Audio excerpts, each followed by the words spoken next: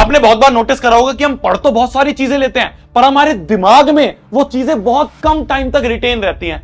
जैसे जो साल के शुरू में हमने चैप्टर्स पढ़े थे, अगर उसका सवाल आज हमारे सामने आ जाए तो हमसे वो सॉल्व नहीं हो पाता, हमें दिमाग एकदम ब्लैंक हो जाता है, हमें समझ भी नहीं आता कि इसको कैसे अप्रोच करें, हम चीजों को भूलना शुरू कर देते हैं। ये पता है क्यों होता है? क्योंकि हमारी जो ब्रेन पावर है, हमारे जो ब्रेन मसल मेमोरी है, वो बहुत वीक है। तो आज की इस वीडियो में मैं आपको वो 5 मेथड बताने वाला हूं, वो 5 तरीके बताने वाला हूं जिससे कि आप अपनी मसल पावर को, अपनी ब्रेन पावर को इंक्रीज कर सकते हो। जीवन संघर्ष है, हर जगह, हर कदम, हर घड़ी संघर्ष में तुम्हारा सबसे करीबी साथी है तुम्हारा मन, और वही अगर कमजोर हो जाए। मन को संभालने का सिर्फ एक तरीका है, वो है हमारी बुद्धि। जो सबसे पहला मेथड है वो है क्विज एंड रिकॉल मेथड। इसमें हम 2 चीजें पढ़ेंगे। सबसे पहली है टीच योरसेल्फ। टीच योरसेल्फ एक साइंटिफिकली प्रूवन मेथड है। आपने देखा होगा कि आप अगर किसी चीज को पढ़ने के बाद दूसरे को समझा सकते हो, किसी दूसरे बच्चे को पढ़ा सकते हो, तो आपको बहुत ज्यादा टाइम तक रिटेन रहेगी अपनी मेमोरी में। एक एग्जांपल देता हूं। आप मान लो अपने मैथ्स के टीचर के पास गए, मैथ्स के टीचर के पास आप आज जाके 9th के किसी चैप्टर का डाउट पूछ लो, 10th के पहले चैप्टर का डाउट पूछ लो, वो उसको आपको तुरंत बता देगा। आप सोचते हो यार टीचर को कैसे याद रह जाता है? इसलिए याद रह जाता है क्योंकि वो बच्चों को पढ़ाता है, वो बच्चों को टीच करता है।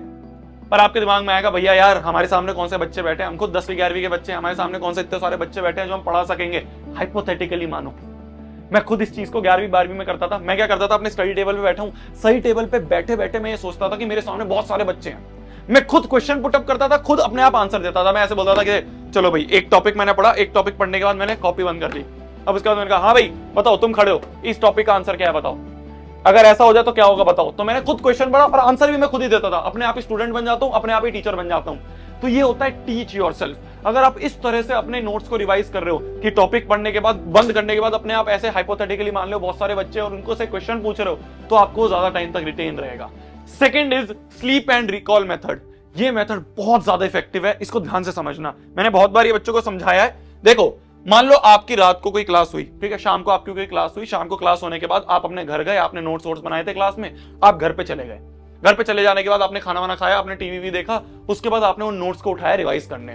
तो आपने नाइट में एक बार उन नोट्स को उठाया और नोट्स को उठा के राउंड 1 मान लो इसको कह दिया हमने कि नोट्स को उठा के आपने रिवाइज करा।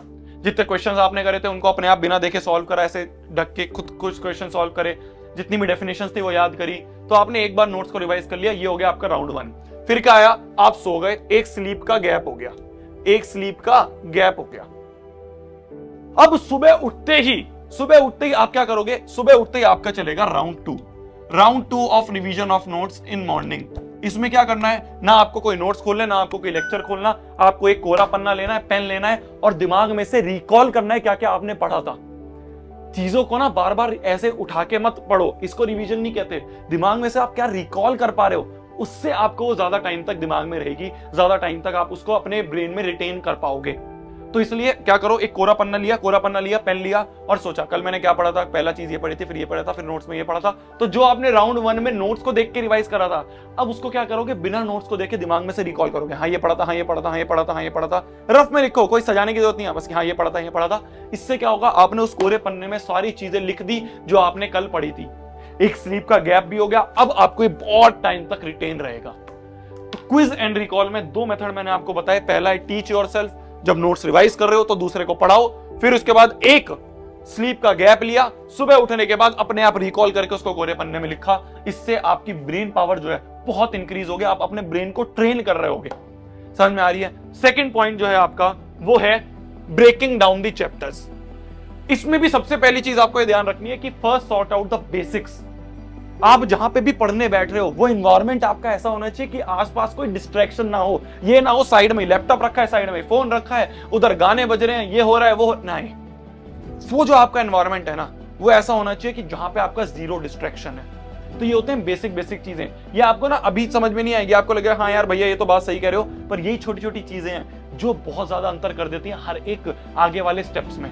तो इसलिए पहली चीज है बेसिक सॉर्ट करो। वो एनवायरनमेंट ऐसा होना चाहिए जिसमें आपका पढ़ने का माहौल मन करे, है ना भाई, खुला एनवायरनमेंट है, थोड़ा सा खिड़की विड़की है तो आप बाहर देख सकते हो, ऐसा एनवायरनमेंट हो तो आप उस पर फोकस से पढ़ पाओगे। दूसरी चीज होती है आपकी, अब इसके बाद आप अपने टॉपिक्स को सॉर्ट करोगे। जैसे आप कोई भी चैप्टर पढ़ना जा रहे हो तो चैप्टर पढ़ने से पहले ना उसकी प्लानिंग करा करो। पागलों की तरह उठा के बस पढ़ने मत लग जाया करो। उस चैप्टर को देखो कि भाई अच्छा इसमें ये टॉपिक्स हैं, पहले इसकी एक वन शॉट वीडियो देख ली, वन शॉट वीडियो देख के पता चल गया कितना मुश्किल है कितना हार्ड है। जो हार्ड टॉपिक्स हैं उनकी और अलग से वीडियो देखी।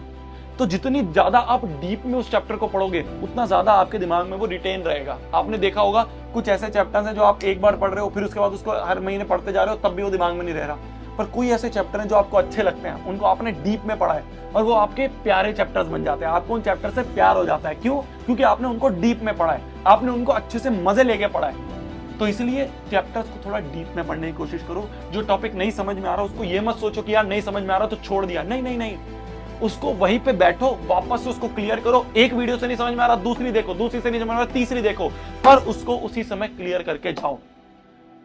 क्या मेरी बात समझ में आ रही है? तो इस तरह से एक प्लानिंग के साथ, एक सॉर्ट करके, एक पूरे पैटर्न में उस चैप्टर को कंप्लीट करो। क्या मेरी बात समझ में आ रही है? आते हैं अपन अब तीसरे पॉइंट पे। तीसरा पॉइंट है last 10 minute strategy. Last 10 minute strategy क्या होती है? ये होती है कि मान लो आपने दिन में बहुत सारी चीजें पढ़ ली, ठीक है। दिन में बहुत सारी चीजें पढ़ने के बाद आप क्या करो, रात में एक बार जितनी भी चीजें आपने पढ़ी है ना उनको एक जगह लिख लो, ठीक है। बाहर दुनिया में मतलब इंडिया के बाहर उसको फ्लैश कार्ड्स वगैरह कहते हैं, भाड़ में जाए। हम इंडियन तरीका बताता हूँ, कुछ नहीं, जो चीजें पढ़ी है ना उनको बहुत छोटे छोटे पैराग्राफ में लिख लो, या बिल्कुल ऐसे शॉर्ट नोट्स टाइप बना लो कि भाई मैंने रात में ये चीज पढ़ी थी। या रात में भी छोड़ो, जब आप पढ़ रहे हो, मान लो आपने आज एक टॉपिक पढ़ा, आप एक चैप्टर पढ़ा, उस चैप्टर को आपने उसी समय एक कोरा पन्ना ले रखा है, उसमें लिखते गए, तो सुबह से शाम तक वो कोरा पन्ना पूरा भर जाएगा। रात में सोने से पहले 10 मिनट बस उस कोरे पन्ने को पढ़ लो कि आज मैंने ये सारे टॉपिक्स पढ़े थे, उनका आपने एक बार रिवीजन कर लिया। क्या मेरी बात समझ में आ रही है?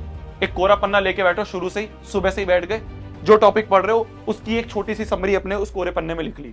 दूसरा टॉपिक पढ़ रहे हो नीचे लिख दी उसके, फिर तीसरा टॉपिक पढ़ रहे हो उसी पन्ने में नीचे लिख दिया, फिर चौथा टॉपिक पढ़ रहे हो उसी पन्ने में नीचे लिख दिया। तो ये पन्ना जो है ये आपके पूरे दिन की समरी बन गई। रात में एक बार 10 मिनट देके इस पूरी समरी को याद कर लो, तो आपने रिकॉल कर लिया कि हाँ यार पढ़ा था, ये चीजें मैंने आज पढ़ी थी, तो आपको हर चीज रिकॉल हो गई। इससे क्या होगा, आपकी ब्रेन बहुत अच्छे तरीके से उस चीज को रिटेन कर पाएगा। ये हो गया आपका तीसरा मेथड। आखिरी के 10 मिनट देने आपको सिर्फ दिन के। चौथा मेथड जो आता है वो होता है ट्रीट होमवर्क एज स्टडी। हम क्या करते हैं ना, देखो कुछ होमवर्क ऐसे होते हैं कि आप प्रोजेक्ट फाइल बना रहे हो तो बस बैठ के उसका छापना शुरू कर दिया, वो ठीक है। कुछ ऐसे होमवर्क होते हैं जिसमें क्वेश्चंस जो हैं हमें होमवर्क में मिले होते हैं कि भाई ये 20 क्वेश्चन आपको करके आने हैं, या आपको इस चैप्टर की समरी लिख के आनी है, या कोई भी ऐसा होमवर्क है जिसमें दिमाग लग सकता है, तो उसको दिमाग लगा के करो, उसमें टेपो मत। उसमें दूसरे, मेरे को पता है ना तुम यही करते हो कि दूसरे बच्चे से ले लिया और रात में बैठ के लिख लिया, या सुबह सुबह बैठ के जीरो पीरियड में या शुरू वाले पीरियड में बैठ के उसको कंप्लीट करे हो। नहीं नहीं, ट्रीट होमवर्क एज स्टडी। उसको मानो कि हाँ यार ये ऐसी चीज है जिसको मैं रिवीजन के साथ करूंगा तो मेरे को उसी में फायदा होगा। टाइम जा रहा है अच्छी बात है, पर मेरा रिवीजन भी तो हो रहा है। मान लो आपको मैथ्स के टीचर ने 10 क्वेश्चन दिए हैं सॉल्व करने के लिए, तो बजाय इसके कि आप उसको दूसरे किसी बच्चे से टेप रहे हो, खुद सॉल्व कर लो ना। स्कूल का होमवर्क है ठीक है, पर उसको अगर आप स्टडी की तरह करोगे तो आपका रिवीजन ही तो होगा। तो कभी भी ऐसे होमवर्क को जिसमें आपको पता है यार एक्टिविटी फाइल है भरनी है तो बात अलग है, पर बाकी और सारे होमवर्क को स्टडी की तरह लोगे तो आपका खुद ही रिवीजन हो रहा है। आपको उसमें ऐसा नहीं हो रहा कि भाई बिना दिमाग लगाए बस टेप रहा हूं। कभी भी कोई ऐसा टास्क कर रहे हो जिसमें बिना दिमाग लगाने वाली चीज है तो बेकार टास्क है, उससे बढ़िया तो कहीं दिमाग वाला टास्क कर लो। ठीक है मेरी जान। लास्ट बोनस टिप जो आप मैं देना चाहता हूं वो है पहला, use of non dominant hand. जैसे कि मैं राइट हैंड हूं, ठीक है, मैं राइट हैंड से यूज करता हूं, हर चीज राइट हैंड से होती है, तो कोशिश करो ये लेफ्ट हैंड का भी कहीं ना कहीं यूज करें। ठीक है, बहुत इजी सा एग्जांपल देता हूं, सुबह ब्रश कर रहे हो तो लेफ्ट हैंड से कर लो। तो इससे क्या होगा, अब ये साइंटिफिकली प्रूवन है कि अगर आप ये वाला हाथ भी यूज कर रहे हो जो आपका नॉन डोमिनेंट हैंड है, तो उससे क्या होगा, आपका ब्रेन जो मसल है वो ज्यादा इंक्रीज करेगी, वो चार्ज होती रहेगी, वो ट्रेन होती रहेगी। तो ऐसे कुछ कुछ कामों में आप लेफ्ट हैंड का यूज करो, तो इससे क्या होगा, आपका चीजें सही रहेंगी, आपके ब्रेन को ट्रेन कर पाओगे आप।